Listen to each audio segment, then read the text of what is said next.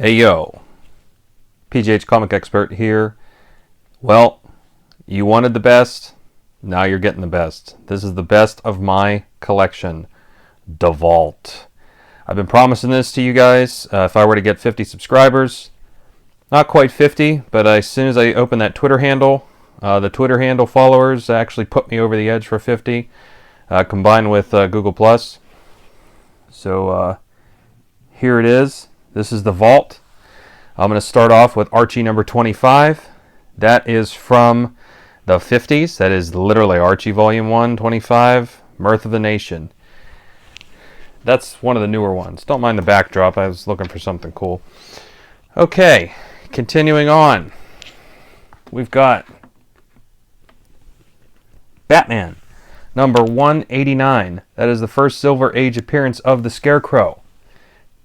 Oh, I'm just getting started.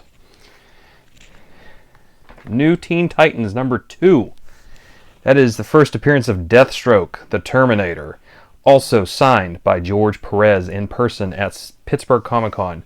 Did not get that one graded. There is a water spot on the back cover, and CGC would have crushed it for that. But the front cover presents real nice, and I decided to save my money.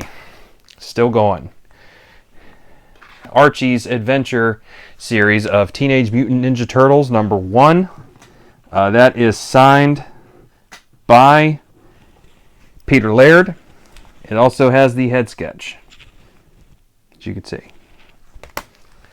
Speaking of Ninja Turtles, we have got the third print of Teenage Mutant Ninja Turtles number 1, the original black and white. Love it. Those are my favorite. Sticking with indie books, we have Bone number 1. Third print, sign and head sketch. If you can see that, it's in gold ink by Jeff Smith. Also have the 6th print. Got this one signed in person with the head sketch. Jeff Smith. Cartoon Books is the publisher. It's his own company. And the Image reprint, first print of Bone number 1 in mint condition with the head sketch. Jeff Smith did not charge me a dime to sign those. Really nice guy. I did, however, pay him for this. That is the Comic-Con or convention exclusive of Tukey number 1. That's Jeff Smith's new series. Well, it was new in 2014. Also signed by him. That's the sketch variant. The only place you could get that is a convention. All right, still rocking the indie books here. You guys are going to love these, I hope. Excuse me. We have The Tick Special Edition number 1. That is the first comic book appearance of The Tick. That is a bone white copy. That is mint condition. You just can't beat it anywhere.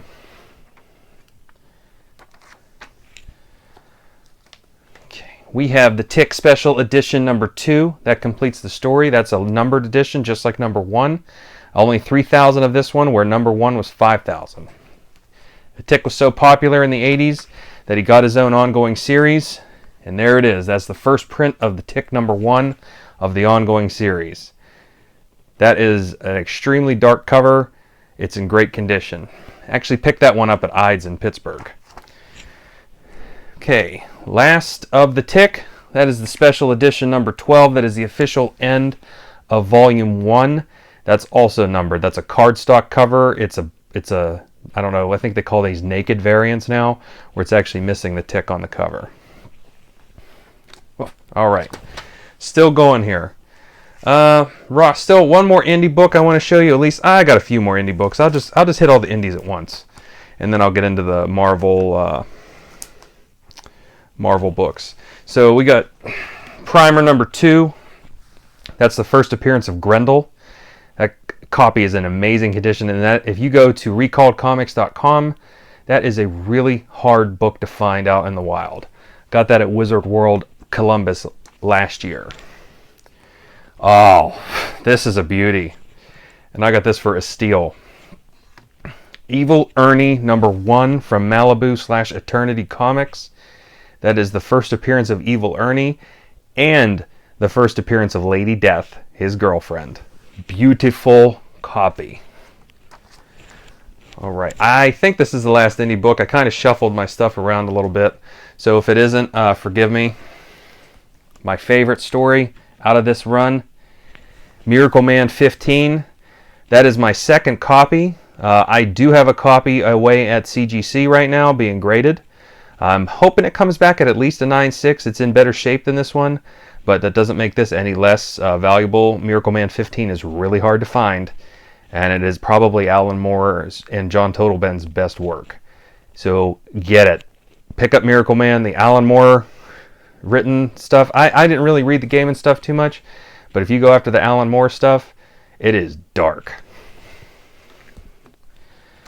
Okay, so let's go with some Marvel now. We have a signed copy from Peter David of Hulk 340, probably my favorite Hulk cover ever. It's also a Todd McFarlane cover. We have the final issue of G.I. Joe Volume 1, A Real American Hero. That's number 155.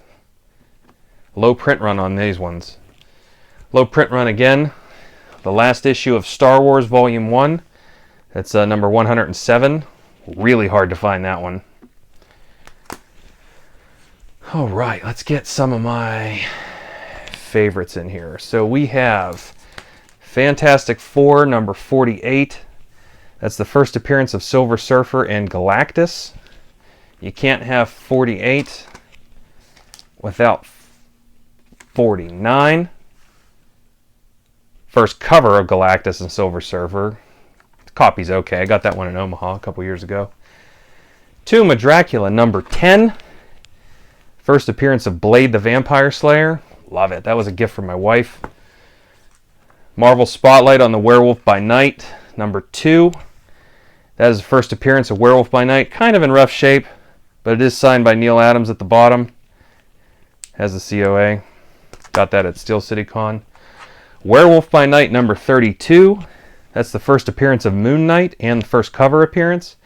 It's a nice copy, but it does have a liquid stain, like a coffee stain on the inside cover, but nothing bled through too much on the outside. It's still pretty nice. Amazing Spider-Man number 31. That is the first appearance of Harry Osborn and the first appearance of Gwen Stacy. And it is part 1 of 3 of probably Ditko's and Stan Lee's best Spider-Man story. Still going. Number 38. That's a little yellow, I know. That is the last issue for Steve Ditko. Steve Ditko artwork on the title. Number 37. That is when Norman Osborn gets revealed as the Green Goblin. Also Steve Ditko artwork. Number 50. That's the first appearance of Kingpin. Love that cover. Now, this book baffles me because it's actually worth more than her first appearance. Spider-Man number 121. That is the death of Gwen Stacy. And you can't have 121 without 122. That's the death of the Green Goblin. And continuing on with Spider-Man, I got a lot of Spider-Man in here. We got a really sharp copy of number 300. That's the first full appearance of Venom. Double Mylar on that bad boy. And we have the 9/11 issue of Spider-Man. The crinkle, and you see that's actually the bag. I did show you guys that I had another one, but it will probably make the vault as well because it's actually a nicer copy than this one. One day I'd like to get that signed by Romita Jr. and J. Michael Straczynski. All right, let's start with DC. The Adventures of Superman number 500 Platinum Edition. Still sealed in the bag. That's a retailer incentive. Very hard to find. But not quite as hard to find. That's about a $50 book. I paid $20 for that one. Not nearly as hard to find as this one. That is Superman number 75. The Black Bag Platinum Edition. That is signed by Mike Carlin, one of the artists on that title. Really hard to find this one. When I was a kid, and I collected in Weirton, West Virginia, I used to go to this place called Reader's Choice. And this guy, now he doesn't remember me today, because I've talked to him since in my adult life, but he still owns the store. He calls it Weirton Book Company. And he used to tell us, you kid, and he couldn't have been any older than 25 to 30 at that time. And he's saying, you kids can't afford to buy this book. Because he had one of these, because you only got one per shop. And he said, you kids can't afford to buy this. Don't even ask to see it. And I was like, oh, get a break. So you know what? I went out and found it for much less than what he was charging for it, because I believe he wanted around $300. You could probably get this book for about $150 right now. I paid less than that. Really nice copy of The Incredible Hulk 180. That is, as you know, the first cameo appearance of Wolverine. Gonna jump back to DC here for a hot second, because I missed one. House of Secrets number 92. A little bit of a rough copy, but I still like it. I got this off of a dealer that I call all the time before comic shows. That's first appearance of Swamp Thing. Can't have Hulk 180 without Hulk 181. Come on now. And you can't have Hulk 181 without Hulk 182. So all of that is in the vault. I'm almost done.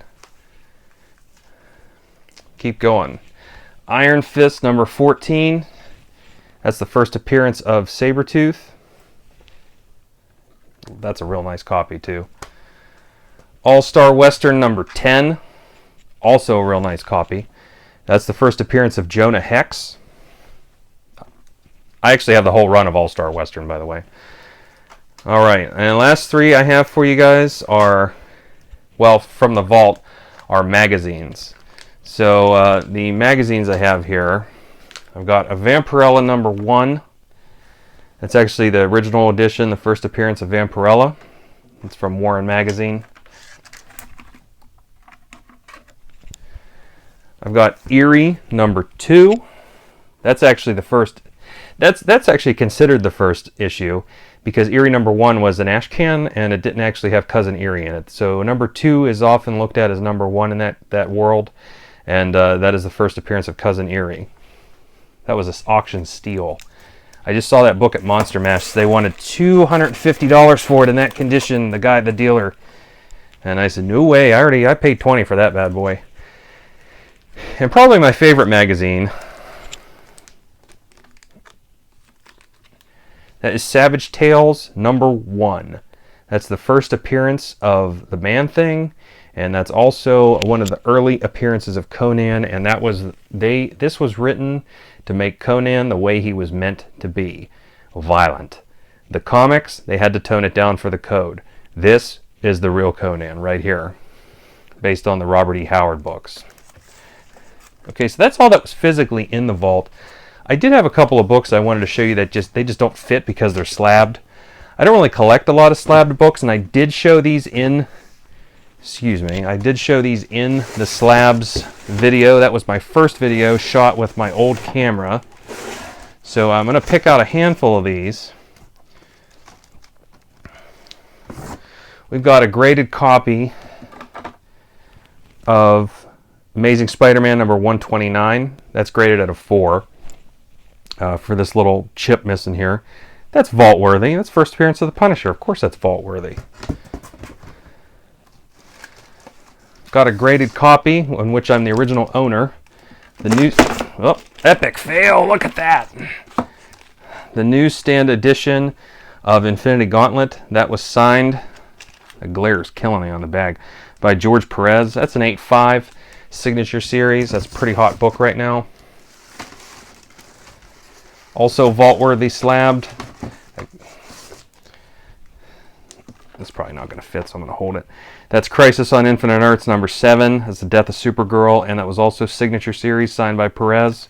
As you can see, we got the gold label on there. Another vault-worthy. And even in this grade, I'm surprised how high the guide is on this book. This is a 5.5. That is Fantastic Four number 50. 50th issue. Beautiful Silver Surfer cover. First Wyatt Wingfoot. And that's the third Silver Surfer. So that's beautiful. I'm holding them up so I don't drop them. This was a gift from my wife. Also vault-worthy. That's the Saga of Swamp Thing, number 37. First appearance of John Constantine. That's a 7.0. She bought that for me as an anniversary gift one year. It's either anniversary or birthday. They've been kicking this around for a while. Vault-worthy book. That's Sandman number 1, volume 2. That's the first appearance of Morpheus, the Dream Master. It's a pretty nice copy. I mean, it's 8.5, but it looks better than 8.5 to me. It must have been the cut or something. And then the last one that's vault-worthy in that stack of graded ones is the Tick Special Edition number 1. That's a 9.4. And that was signed and head sketched by Ben Edlund. So that is an awesome, awesome book. First appearance of the Tick in comics. 1700 was the number on the inside, so it's a real low number. Signature series, awesome. Well, there is my vault. I do have some new books I'm adding to the vault, but you've already seen them, so there's no sense in showing again. But there are, you know, these ones are worthy enough. The ones I just showed you, including the slabbed ones, these are worthy enough to be considered the most, you know, most special books that I have. And yeah, you know, if needed, I may have to. These are the ones I look at as if I needed to sell them to get a little bit of quick cash. I could probably do that at a comic shop and still be pleased with what I get in return, simply because of what I paid for some of these. Now, some of these I did pay market value, and that's fine because I don't plan on really selling them. But there are others, if I had to sell them, I probably could get a little bit of a profit even if I did. But I really don't want to sell them. These are my comics. You know, these are the ones that I felt worthy enough to separate from the long boxes, of course. So of course I'm not in any hurry to get rid of them.